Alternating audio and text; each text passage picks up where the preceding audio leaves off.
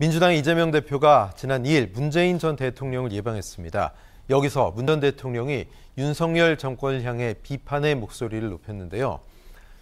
자, 문 전 대통령, 문재인 정부에서 무인기에 대응할 수 있는 시스템을 갖췄다.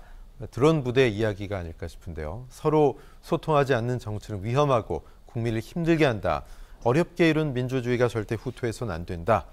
자, 조의영 국민의힘 원내대표는 어제 제발 좀 자중해라 문 전 대통령 이렇게 한마디를 했습니다.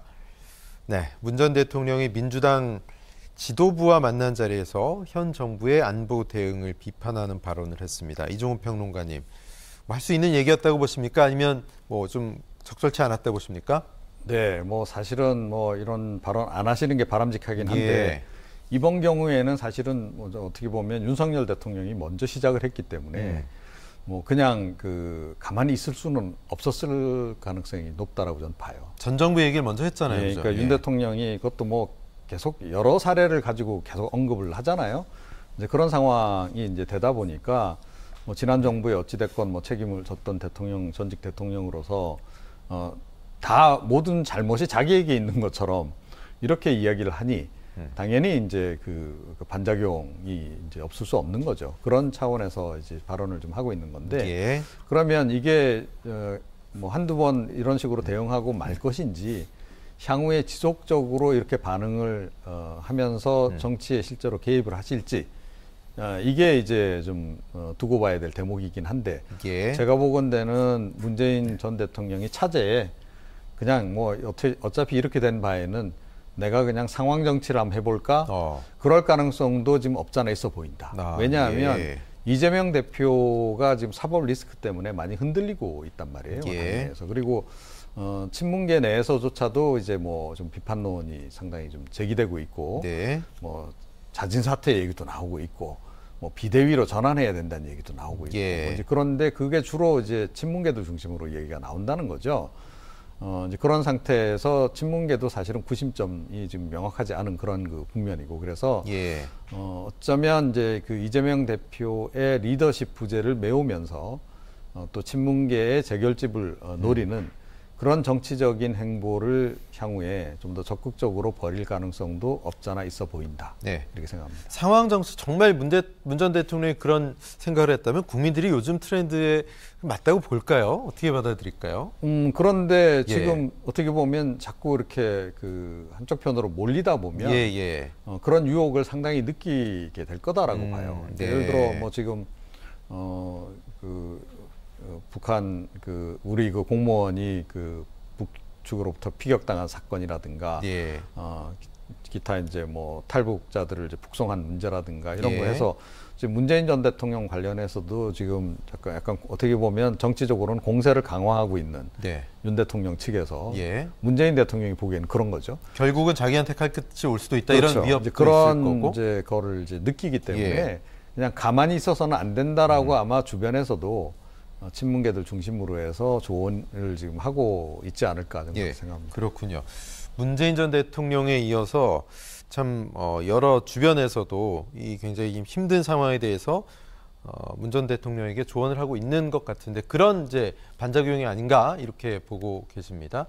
자, 안보 문제는 물론 또 소통하지 않는 윤석열 정부를 우회적으로 비판을 했는데요. 자, 최 교수님, 문 전 대통령 작심 발언이라고 봐야 되겠죠, 이 정도면? 그렇죠. 아무래도 윤석열 대통령의 어떤 그 국정 운영 이런 부분에 대한 비판적 입장이라고 생각을 해요. 저는 뭐 동의하는 부분입니다. 예를 들면 소통하지 않는 부분도 사실은 이제 협치를 하지 않는 부분에 대한 비판이라고 생각을 해요. 그러니까 야당에 대해서 윤석열 대통령이 갖고 있는 생각이 무슨 대화를 하려거나 협치를 하려거나 이런 의도보다는 무슨 뭐랄까요, 발목 잡는 정당이라는 이미지만 갖고 계신 것 같아요.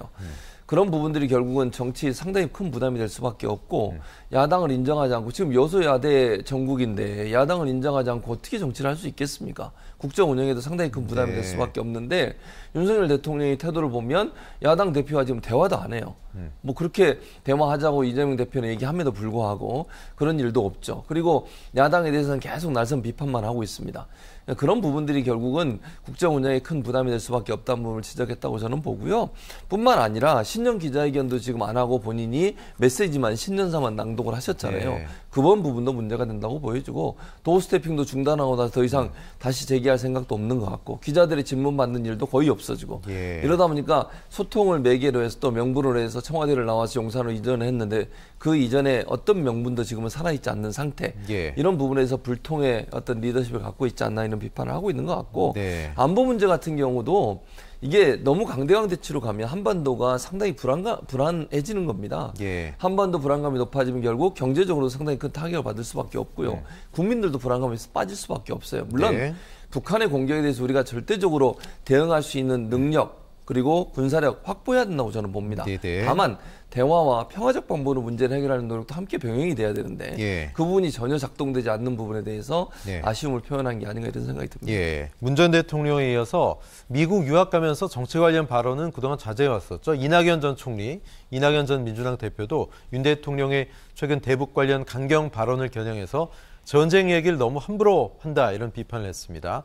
글쎄요, 뭐 6월 귀국 얘기도 있는데 몸을 슬슬 푸는 걸까요? 어떤 배경이라고 보십니까? 그렇게 보여져요. 아무래도 총선을 앞두고서 입국할 가능성이 저는 높다고 보는데요. 그러니까 이낙연 전 대표 같은 경우도 정치적으로 뭔가 활동을 재개해야 될 시점이 됐다고 저는 봅니다. 특히 총선 과정에서 뭔가 역할을 할 가능성이 있다고 저는 보고요. 또 사실은 이낙연 전 대표를 지지하는 지지층 입장에서도 빨리 들어오셔서 구심점 역할을 해주길 바랄 거예요. 왜냐하면 어느 세력이 생기려면요. 이거 리더가 있어야 돼요. 리더가 있어야 거기에 모이고 사람들이 뭉치게 되는 건데 현재는 이낙연 전 대표를 지지했던 분들이나 함께했던 분들이 그런 구심점이 없는 상태이기 때문에 어떤 그 뭐랄까 영향력을 행사하는 상당히 한계가 있거든요. 그래서 이낙연 전 대표가 들어오시게 되면 이낙연 전 대표를 중심으로 새로운 어떤 개파든 아니면 모임이든 이게 생길 수 있을 것이고 그런 과정에서 본인들이 총선에서 혹시나 불이익을 당하는 부분들을 좀 예방하려는 의도가 있지 않나. 또 이낙연 전 대표 입장에서도 어쨌든 지금 총선 과정에서 들어와서 역할을 어느 정도 해야 차후에 본인이 대선에 또 뛰어든다고 하면 입지를 강화할 수 있는 여건을 만들 수 있기 때문에 저는 총선 전에 입국할 가능성이 있고 그런 점에서 슬슬 몸풀기를 한 게 아닌가 이런 발언을 한 것도 그렇게 해석할 수 있을 것 같습니다. 특히 지난해 12월이었죠. 서훈 전 국정원장의 구속 이후에 현안 관련 발언이 이낙연 전 대표 늘고 있습니다. 이종 평론가는 이낙연 전 대표 속내 뭐라고 보십니까? 네, 아마 조만간 입국 소식이 들리지 않을까 그렇게 생각하고요. 뭐 6월까지도 안 간다.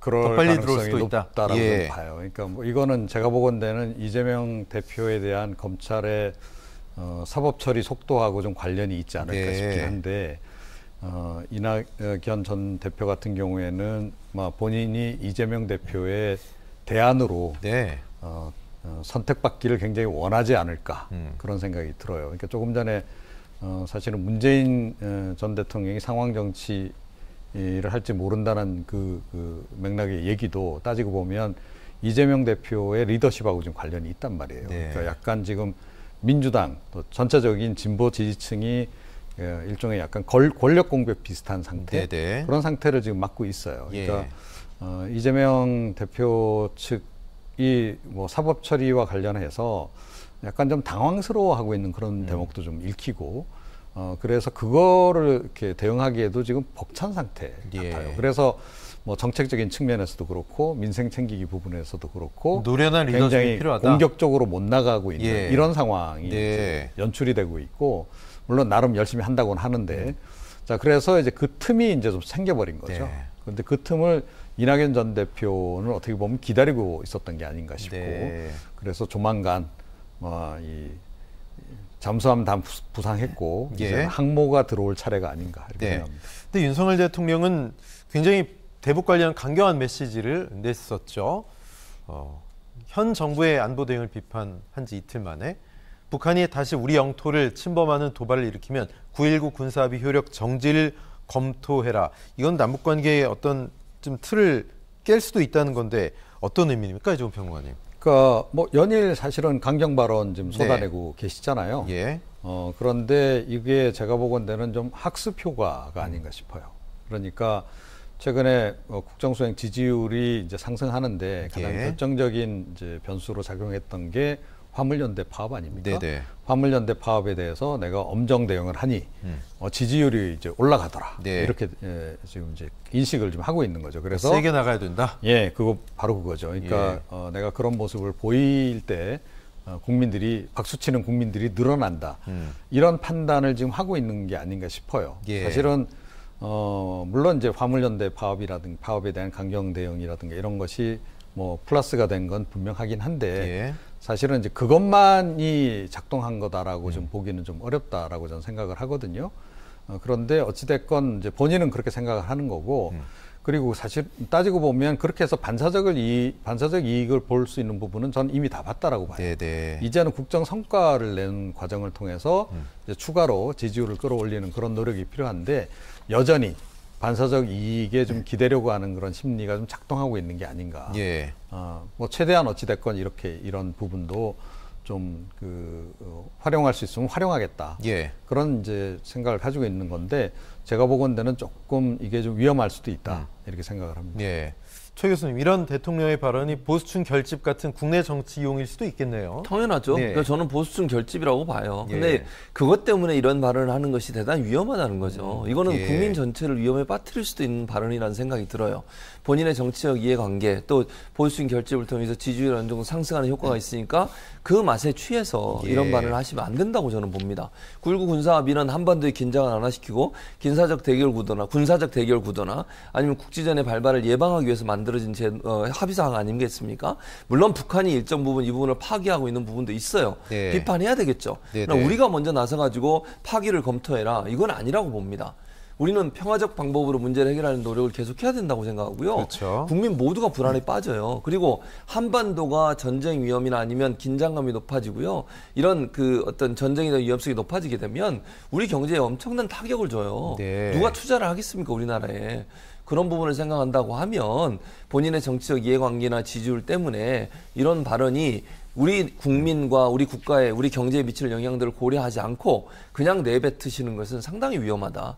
저는 좀 신중하게 발언했으면 좋겠고 특히 이렇게 북한 관련 문제나 안보 관련 문제에 있어서는 예. 더더욱 신중성이 있어야 된다 이렇게 생각합니다. 네, 알겠습니다. 두 분과는 말씀 여기까지 나누겠습니다. 이종훈 평론가님, 최진봉 교수님 고맙습니다.